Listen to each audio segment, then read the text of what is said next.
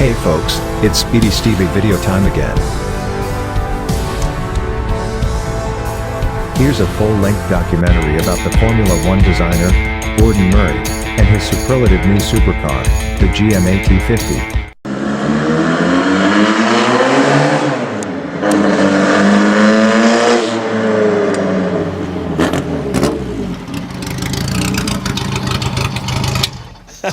Well, that was a blast.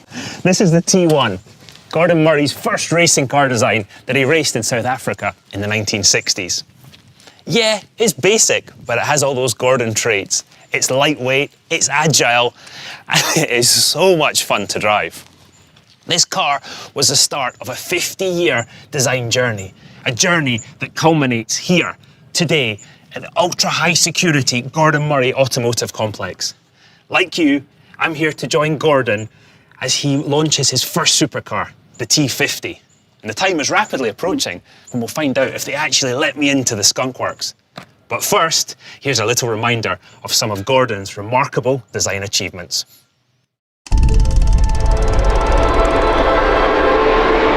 Every now and again, there is a designer who absolutely has a real single-minded vision.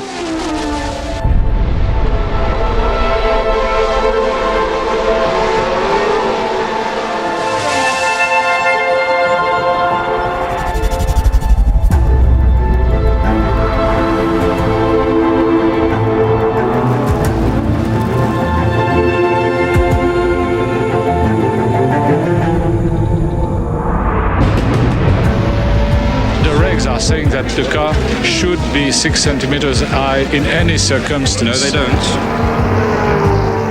They're bad losers, basically. And Gordon looked at it laterally.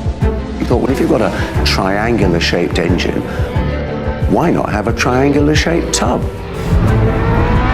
So much of Formula One is about the designer, that clever interpretation of a rule. The fan car was born out of necessity. Bernie made the drivers qualify on full tanks because he didn't want to be too fast. Had a fan on the back of it. I remember Colin Chapman immediately saying it was illegal. I did the sums and I had to do them several times because I couldn't believe the downforce.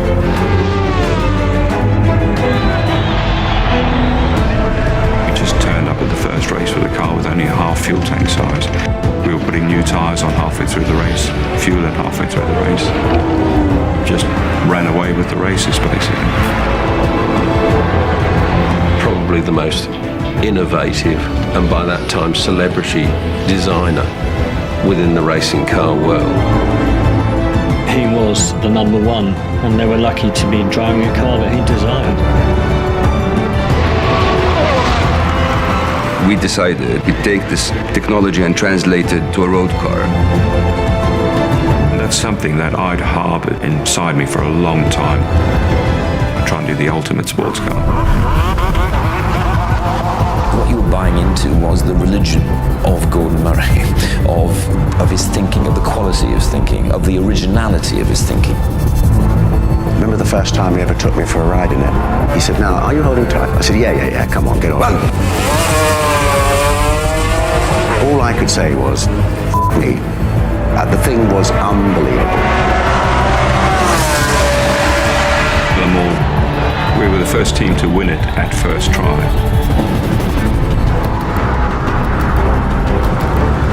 What I love is his simplicity and elegance, and that is absolutely the way that Gordon thinks. Oh, fabulous. And a lot of that history is contained in this building. So let's see if they let us in yet. Hello. Hello.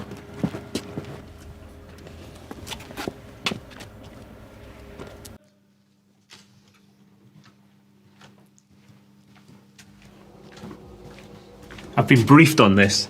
It's a recreation of Gordon's 1960s design office. You've got a slide rule, set square, there's even a period correct mug. The T3, another of Gordon's early racing car designs. The Duckham's Ford, it raced at Le Mans in 1972 with Alan de Cadenet behind the wheel.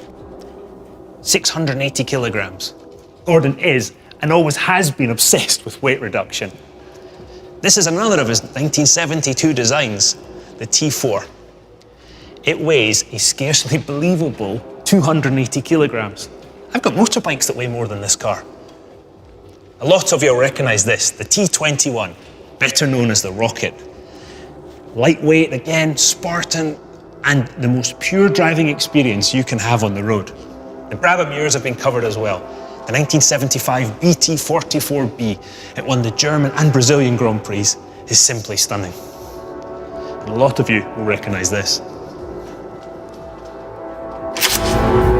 This is GMA control at T-120. Welcome to the heart of the Gordon Murray Automotive Complex. Although today, it looks more like the rehearsal space for a rock concert. Bosworth, go. Extract, go. Mermaid, go.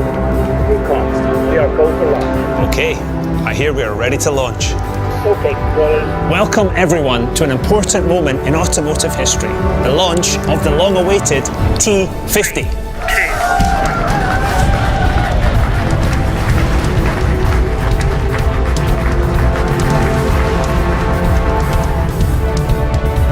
There's no question that the T50 is my ultimate car design.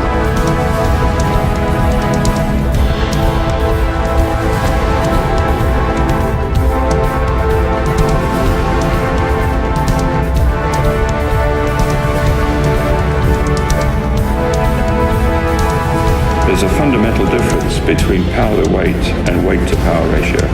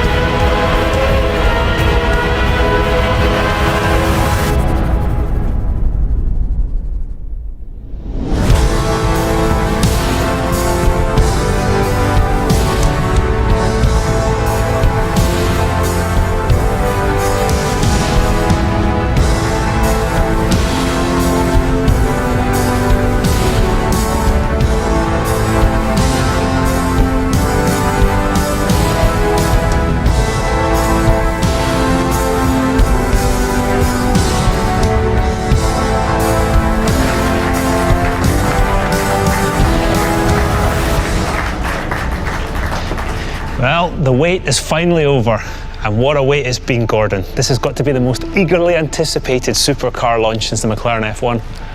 Yeah, this one I'm 100% happy with. The styling I've always enjoyed just as much as the engineering design, and for me, proportions and actual balance in the shape is what it's all about. You know, I've always loved cars that are clean and pure, and the tools we've got available now to design these things with, this one we've nailed.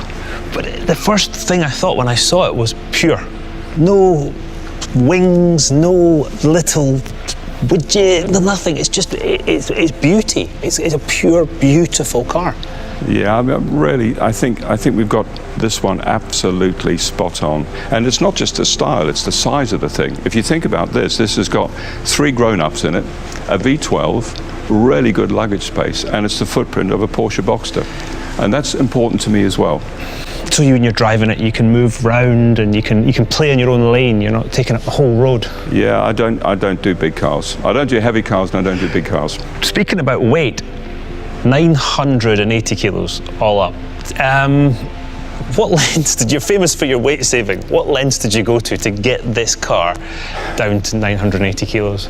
Well, the only way you can, I mean, we did a little bit of a survey, and the average supercar is over 1,400 kilos these days. And, you know, this was always going to be under 1,000 kilos, come hell or high water.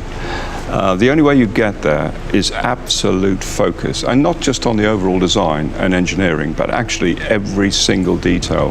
That's the first element. The second element is you need to be in a company that doesn't have committees and layers of management, because you're never going to get a light, focused car. So those two combined together really give you something like this. I mean, most things as they get older, cars, as you say, we've seen them getting bigger and get a bit of a middle-age spread as you go along, but you've almost you've just shaved it even closer now, haven't you? It's more focused than before. Well, don't forget though, I had 20 years in Formula One, and for me, car design is packaging. And boy, 20 years in Formula One, that's a good learning ground. So just shrink wrapping a beautiful shape around the basic elements in the car is something I really love doing. It took my breath away when I saw it. Yeah, good. Let's have a look. Just watch yourself on the turntable. Let's get the guys to move this around, and let's have a look at the business end at the back. I love the badge on the front. Yeah, that's 1,200 years old, that mermaid. Goes back to the old Murray family. And is it the colours of the Murray tartan? Yep, those are the three colours in the tartan. Lovely. I definitely appreciate that. So this is the business end. It's dominated by one component, isn't it? And is this harking back to the old fan car, the old Formula One Brabham fan car? I suppose you could say in looks it is, but really the functionality is completely different. This is much more sophisticated. The fan car was a blunt instrument. It really was. It was a vacuum cleaner. You know, it had skirts around the outside and a great big fan just sucking it to the ground, and that was it. So this is much more sophisticated. So this is much more about boundary layer control, where we've got massive diffusers. As you can see. Yeah, I can see a drive shaft. Yes, I mean, they really are huge. And normally the air wouldn't follow anything so violent in its shape, if you like. But we remove the dirty air, the boundary layer, and we force the air to follow that diffuser shape. But actually, it's even more than that. There's 6 different functions. And when we don't need downforce, we can dump downforce and drag too. For me, the most funky one is what we call streamline. So when the driver selects that, the foils drop, reducing the flow behind the car. The fan fires up to maximum speed. We create a virtual long-tail car with the air, and we stall the diffusers and dump downforce. So that reduces drag by about 12.5%. So settles the car down, basically. Wish I had that in my racing car. That would have come in quite handy.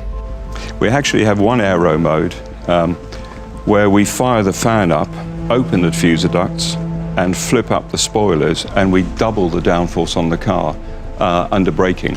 So that's a safety feature as well. But can you imagine suddenly getting double the downforce on the car under braking? That could definitely come in handy. Yeah. It's quite incredible. So, shall we have a look at the interior? Indeed. I am fascinated by this. Wow. And that is an interior. The first thing that strikes me, Gordon, the central driving position. And I know from years of driving single-seaters, that's where you need to be. Yeah, I mean, that was absolutely a starting point for me when I thought about the car. You know, it had to be driver in the middle, no pedal offsets, fantastic visibility, really low scuttle height, and a complete focus on the driver and the owner of the car. But yet there's no, when you sit in the middle, you're not sort of, the car doesn't feel different left and right hand corners. It's more it's perfect. I mean, you've driven a lot of them, of course, and that's the one thing that struck me too, is that the car is so easy to place, you know, hitting the apex or just normal driving on the road, and particularly with a car with a small footprint, combined with the low scuttle and the central driving position. I think the passengers are like that too. With that low scuttle, they're sitting here and they can see right through, see the corner, see exactly what the driver's doing, exactly where the road's going as well. Yeah, we paid a lot of attention, just not only to the ergonomics, but actually to the whole experience, and that's what this interior is. I mean, down to the nth detail, you know, a total focus on the driver and the driving experience. I'm looking at the pedals. First of all, the first thing I looked at, I went through there, I see that the switches are beautiful. The pedals are just a work of art. Every single thing on this car, whether the owner will ever see it or not, is an engineering work of art. Everything. the gear shift, for instance. I looked down there, I saw the workings of the gear shift. Beautiful. Yeah, well, if you've got engineering art, you might as well appreciate it and have it on display. So, 6-speed manual H-pattern gearbox. Yes, that's that again is, you know, it's 100 cars, so it's back to the driving experience, having a fantastic engine, and then having a paddle shift DCT automatic transmission just doesn't gel with me. So it had to be the whole package or nothing, really. You've got a mixture between the old and the new on the dashboard. You've got these beautiful screens and then this traditional, lovely, old analog rev counter. Yeah, I just couldn't help myself. You know, I wanted it to look like a watch face, you know, so there's no plastic in this car at all. Everything is aluminium, machined from solid, including the rev counter, even the needles machined from solid. And it's floodlit, it's not backlit like every other car on the planet, you know, so it's that sort of thing. It's the obvious thing is to say the great driving experience comes from NA engine, manual gearbox, central driving position. Yes, it does. But it's actually much more than that. It's all the subtleties and the feeling you get when you're sitting with all the controls clustered around you. Things you touch. And the stuff, exactly, the things you touch and feel, and the quality of the switches, no spindle movement, all that sort of stuff. And we've gone to the nth degree with this car to make sure this is the best in the world. You'll notice that the induction, the ram induction for the engine, is absolutely opposite the driver's ears. And what happens is you get inlet noise coming back up the track and resonating through the roof, and that gives you that gorgeous growl on throttle opening. So this is going to be another planet with the V12. Shall we go and see the V12?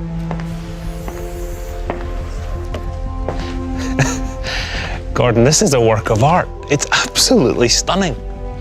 Yeah, well, this was right from day one. This was going to have to be a V12, and it was going to have to be normally aspirated. But it's a V12, but it's tiny. It's beautifully sculpted. There's no fat on it at all. Yeah, I mean, Cosworth have done an amazing job.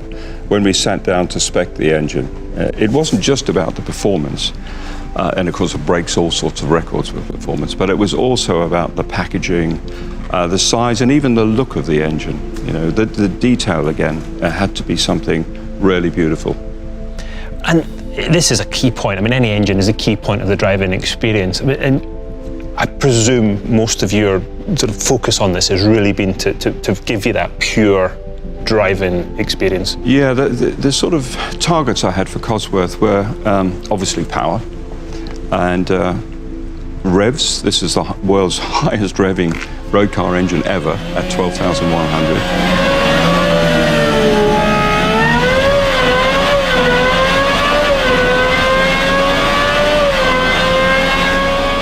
That's mighty. Yeah, it's the most power dense at 166 horsepower per litre. And most importantly, it's got the quickest engine response. That is how many revs per second. So this does 28,400 revs per second. So when you stamp your foot on the throttle, it's going to want to snap your neck off, basically. Fantastic. And it's all mated to this beautiful X-Track gearbox. Yeah, they've done a great job too. Both, I have to say, both X-Track and Cosworth have been brilliant to work with, you know, sitting down and talking about the conceptual design rather than the actual design, and what we wanted from a weight and a compactness point of view. And once again, that is the lightest supercar gearbox ever done. Because let's be honest, your reputation precedes you, and you push people to do things that haven't been done before. So for you to say that about them, that's a big pat on the back for them. Yeah, this engine breaks new ground in so many different ways, and it's, for me, this is the greatest V12 ever made, and it's probably likely to be the last great V12. But it's going to be a shame to bury it away in the car. Well, you see, what we've done, we've got the whole back end of the car opens in 2 gull-wing doors. So all this engineering is on display. The engine cover? Yep. Oh, fabulous. That is cool. So if you put this tremendous thing into that wonderful car, you're going to get the ultimate driving experience, aren't you, Gordon? Well, that's what we're aiming for, driving perfection. And I do not doubt you're going to achieve it. Like all of you, I cannot wait to drive this car. Gordon, thank you so much for your time today. Thank you everybody for joining us. Goodbye.